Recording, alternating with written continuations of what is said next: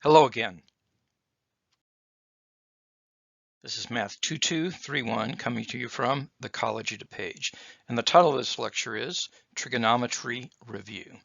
And as always, please be an attentive learner while watching this video.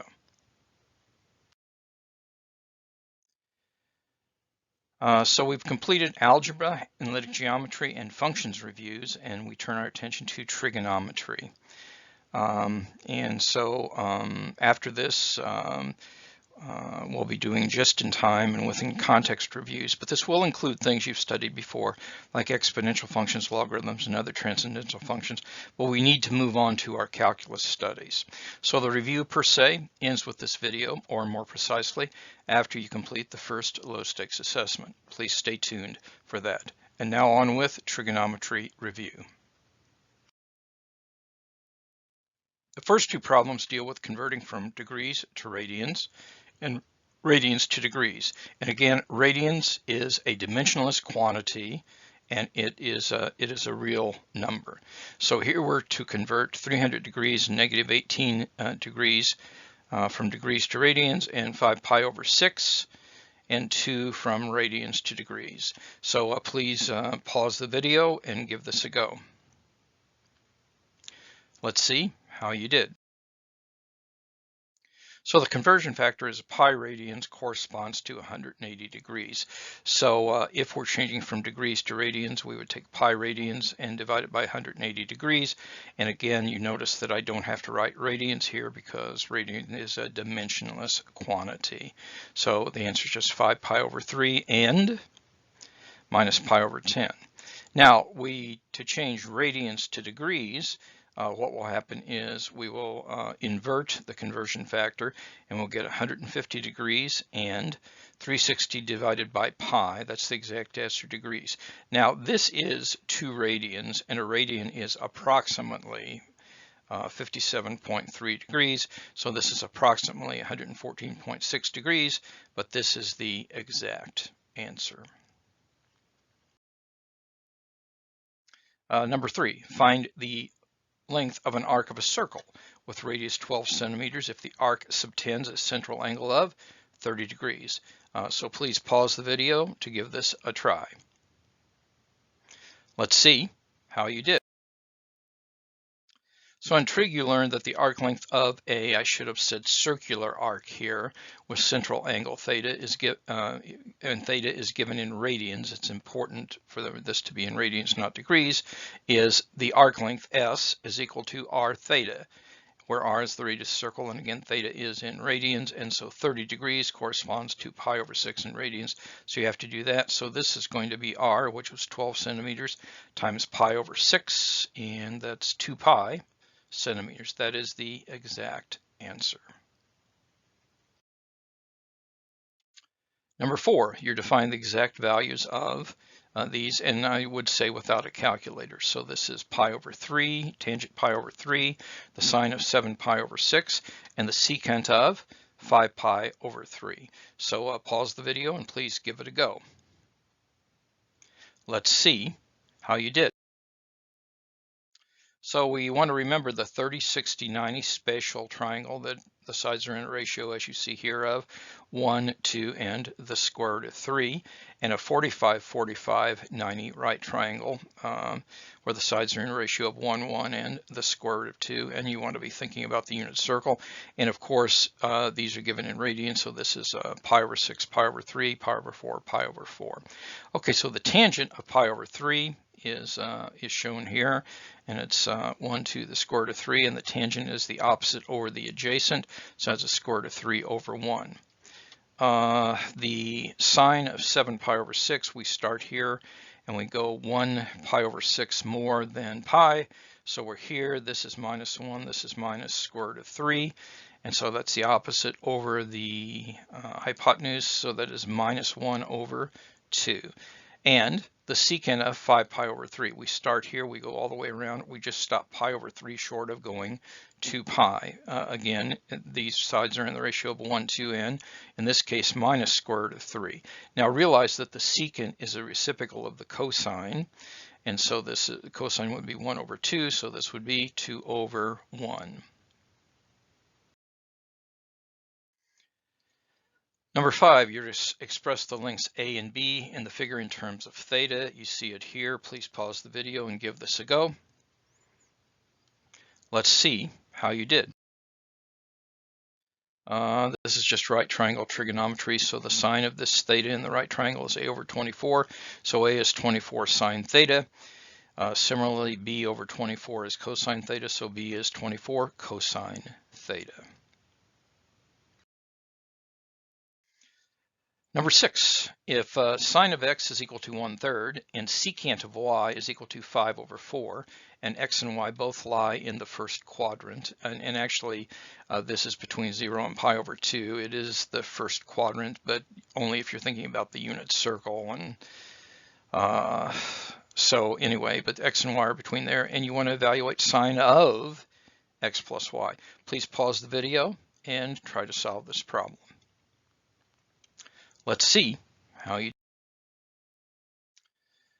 Okay, with x and y being in the first quadrant, everything is positive, and that is good to know. And if the sine of x is 1/3, that means the triangle that you could look at looks like this. So the opposite over adjacent is 1/3. You could use the Pythagorean theorem to figure out that this unknown side of the triangle is the square root of 8, which is 2 the square root of 2. So the cosine of x is going to be 2 root 2 over 3. Now, we also know that the secant of y is 5 over 4. That means that the cosine of y is 4 over 5. And that means that this is the right triangle we have. We can use the Pythagorean theorem. This is 25 minus 16 is 9, and the square root of 9 is 3. So that means the sine of y is 3 over 5. Now we also know that there's a trig identity that the sine of x plus y is the sine of x times cosine of y plus the sine of y times cosine of x. And so we have all of these values. We substitute them in and we do the calculation, and this can be written as 4 plus 6 the square root of 2 over 15. This is the exact answer. And some of my students might say that's the ugliest damn number they've ever seen in their life, but I always tell my students there is no ugly number, just like there are no ugly babies. This is the exact answer, and many times in this calculus class you will be asked for the exact answer. Number 7 is asking you to prove identities. With the exception of the first low stakes assessment, I generally will not be asking you to prove identities, but you will be using a lot of identities, so these are useful skills. So give these a go. Pause the video, give these a go. Let's see how you did. This is not the only way to do it, but it often is a useful way. I'm going to start with the left-hand side and see if I get the right-hand side, and I'm going to use trig identities, and I'm just simply going to change everything to sines and cosines. So the tangent of theta is known to be the sine of theta over cosine of theta. Sine of theta, I'm writing that over 1 plus cosine of theta. Now I get a common denominator and I get this, but sine squared of theta plus cosine squared of theta is known to be 1. So this is 1 over cosine theta, which is secant theta. So we have shown that the left-hand side is equal to the right-hand side, so we're done. Or using Latin, QED, quotus est demonstratum, thus it is demonstrated.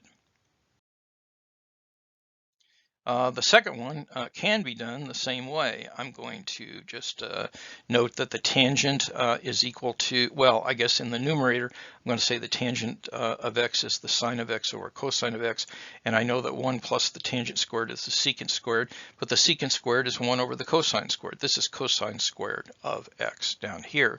And so if I simplify this, I get 2 sine x cosine x, which is known to be sine of 2x.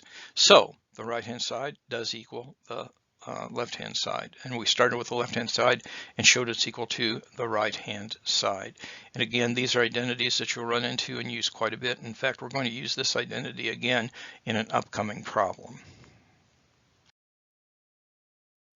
Here we're to solve a trigonometric equation. We're to find all values x, such that sine of 2x is equal to sine of x, and x is between 0 and 2 pi. This means we're solving this in radians on the real number line. So pause the video and give this a go. Let's see how you did.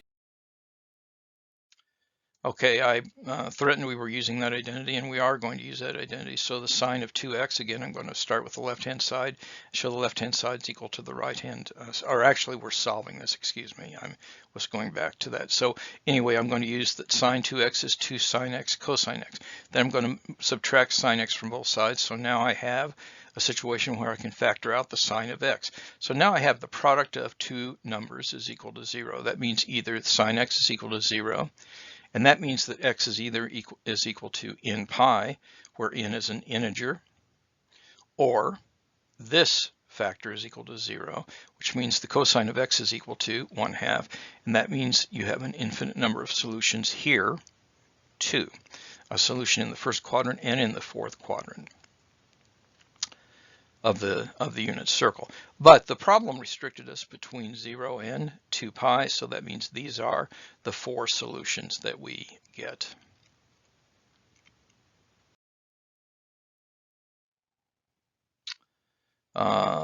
Last problem, and it is important, we are going to be sketching things often. So sketch the graph of y equals f of x equal 1 plus sine 2x without using a calculator. So please pause the video, sketch the graph.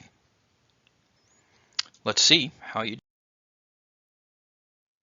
Note that sine 2x looks like sine x, but the period is 2 pi over this absolute value of 2, which means this is pi. So it looks like the sine, but it repeats that way.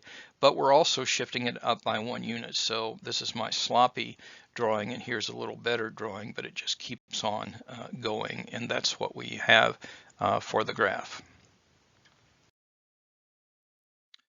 Here are the answers again, summarized for you if you want to practice some more. In closing, now more than ever, time is precious. Each day must count. Do the math. It will make you strong. And now more than ever, take care of yourself and of each other. Self-care is important, and we're all in this together. And may God bless you all.